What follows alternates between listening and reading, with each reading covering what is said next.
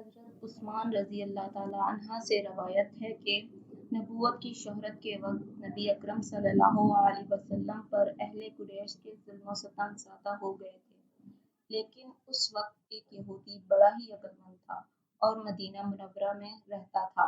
ہمیشہ توریت کی تلاوت کیا کرتا تھا۔ ایک دن توریت میں صفت اور نام مبارک حضور صلی اللہ علیہ وسلم کا لکھا ہوا دیکھا۔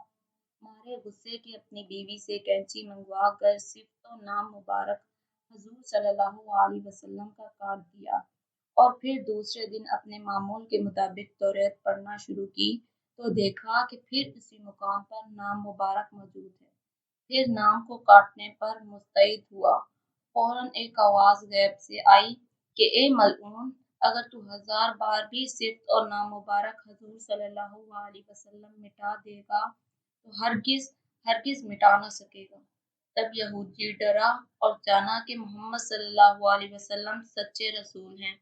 اسی وقت وہ مدینہ منورہ سے جا کر رسول صلی اللہ علیہ وسلم پر ایمان لایا اور سچا مسلمان ہو گیا۔